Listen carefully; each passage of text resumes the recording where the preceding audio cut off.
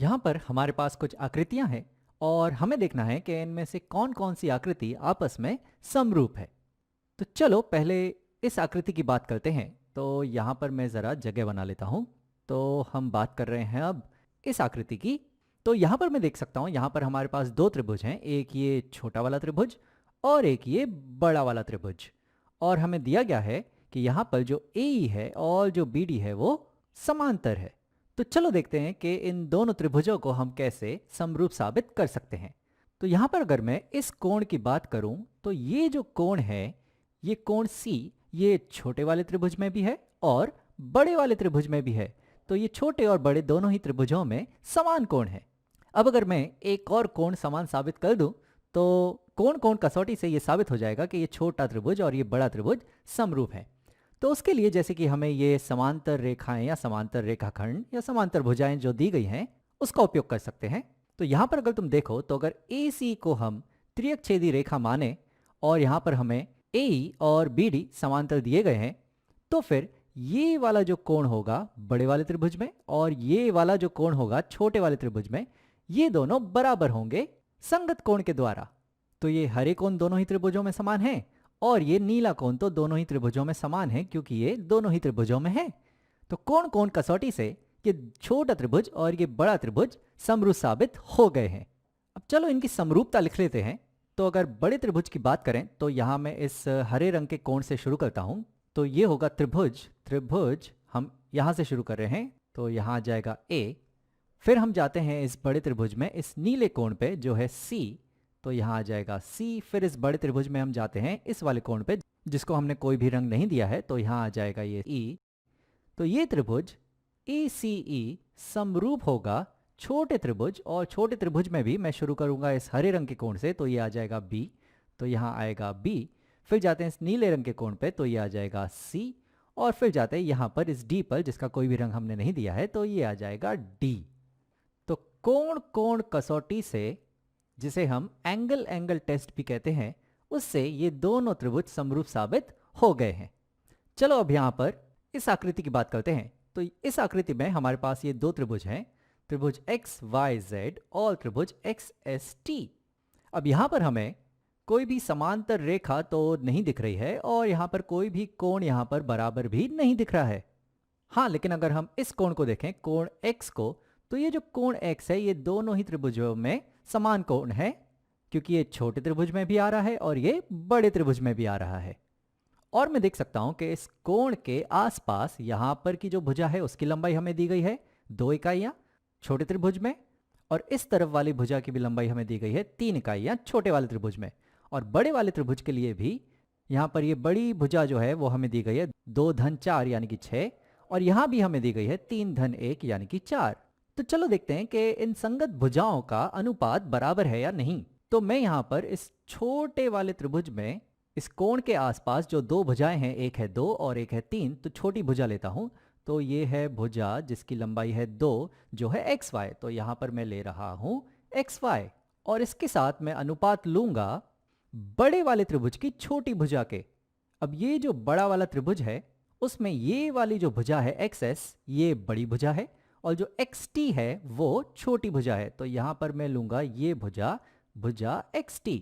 तो यहां आ जाएगा XY बटा XT, और इसके साथ मैं अनुपात लूंगा छोटे वाले त्रिभुज की बड़ी भुजा, यानी कि ये जो है यहां पर XZ। तो ये बड़ी भुजा है छोटे वाले त्रिभुज की जो है XZ, और इसका जो अनुपात है वो मैं लूंगा बड़े वाले त्रिभुज की बड़ी भुजा से। तो बड़े वाले त्रिभुज की जो बड़ी भुजा है वो है ये वाली जो है XS। तो यहां पर मैं अनुपात ले रहा हूं इसका XS के साथ। तो यहां पर मैंने कोण के आसपास छोटे वाले और बड़े वाले त्रिभुज में छोटी भुजा और छोटे त्रिभुज और बड़े वाले त्रिभुज में बड़ी भुजा का अनुपात लिया है। चलो देखते हैं ये अनुपात बराबर है या नहीं। तो यहां पर जो XY है, जो XY है वो है 2 बटा जो XT है, जो XT है वो है 3 और 1 यानी कि 4, और ये देखना है हमें कि ये बराबर है या नहीं XZ के, और XZ जो है वो यहां पर है 3 बटा जो XS है, जो XS है वो है यहां पर 2 धन 4 यानी कि 6। अब 2 बटा 4 और 3/6 दोनों ही बराबर हैं क्योंकि ये दोनों ही हैं 1/2, तो ये दोनों ही अनुपात बराबर हैं। तो संगत भुजाओं का जो अनुपात है वो हमें बराबर मिल रहा है। तो ये छोटा वाला त्रिभुज और ये बड़ा वाला त्रिभुज ये दोनों ही समरूप हैं, भुजा कोण भुजा कसौटी से। तो चलो इनकी समरूपता लिख लेते हैं। तो यहां पर छोटे वाले त्रिभुज से मैं शुरू करता हूं और मैं यहां x से शुरू करता हूं जो समान कोण था। तो यहां पर त्रिभुज आएगा x और फिर मैं जाता हूं छोटी भुजा की तरफ। तो यह है xy, छोटे वाले त्रिभुज में छोटी भुजा xy, और छोटे वाले त्रिभुज का जो बचा हुआ शीर्ष है जो होगा z। ये त्रिभुज समरूप है त्रिभुज बड़े वाले त्रिभुज में भी हम शुरू करेंगे इस कोण से जो समान है जो है x। तो यहां शुरू करते हैं x से और फिर जाते हैं बड़े वाले त्रिभुज की छोटी भुजा की तरफ जो थी xt। तो यहां जाएंगे हम xt पर और फिर बचेगा ये शीर्ष s। तो यहां पर ये दोनों त्रिभुज समरूप साबित हो गए, त्रिभुज xyz और त्रिभुज xts। भुजा कोण और भुजा कसौटी से, तो ये दोनों त्रिभुज यहां समरूप साबित हो चुके। चलो अब यहां पर इस आकृति की बात करते हैं। तो यहां पर इस आकृति में मैं देख सकता हूं यहां पर 3 त्रिभुज हैं, एक ये छोटा वाला त्रिभुज यहां, एक ये छोटा वाला त्रिभुज यहां और एक ये बड़ा वाला त्रिभुज। और अब इस बड़े वाले त्रिभुज में हमें ये कोण दिया गया है जो एक समकोण है, और इसके अलावा इस त्रिभुज में हमारे पास और कोई भी जानकारी नहीं है। ना तो किसी भुजा की लंबाई दी गई है, ना तो कोई और कोण दिया गया है। ये वाला जो कोण है ये लग रहा है कि समकोण है, पर जब तक ये हमें दिया ना हो तब तक हम इसे समकोण नहीं मान सकते। तो मुझे नहीं लगता कि यहां पर हमारे पास पर्याप्त जानकारी है यहां पर यह बताने की कि कोई त्रिभुज समरूप है या नहीं। तो यहां पर हम कुछ भी बता नहीं सकते। चलो आगे बढ़ते हैं और बाकी की आकृतियां देखते हैं। तो यहां पर हम आगे बढ़ रहे हैं। तो यहां पर हमें 2 त्रिभुज दिए गए हैं और हमें देखना है कि ये दोनों त्रिभुज समरूप हैं या नहीं। अब इन दोनों ही त्रिभुज में हमें कोई कोण तो नहीं दिया गया है, हमें इन दोनों ही त्रिभुज की सारी भुजाएं दी गई हैं। तो चलो देखते हैं क्या इन भुजाओं का जो अनुपात है वो बराबर है या नहीं। तो चलो इस त्रिभुज EFG में हम सबसे छोटी भुजा लेते हैं जो है यहां पर EF जो है 3। तो यहां आ जाएगा 3 जो है ये वाली भुजा भुजा EF, और इसके साथ मैं अनुपात लूंगा इस वाले त्रिभुज की सबसे छोटी भुजा का जो होगी यहां पर, ये होगी ये 9 गुणा 3 का वर्गमूल। तो यहां आ जाएगा 9 गुणा 3 का वर्गमूल जो है ये वाली भुजा भुजा HI।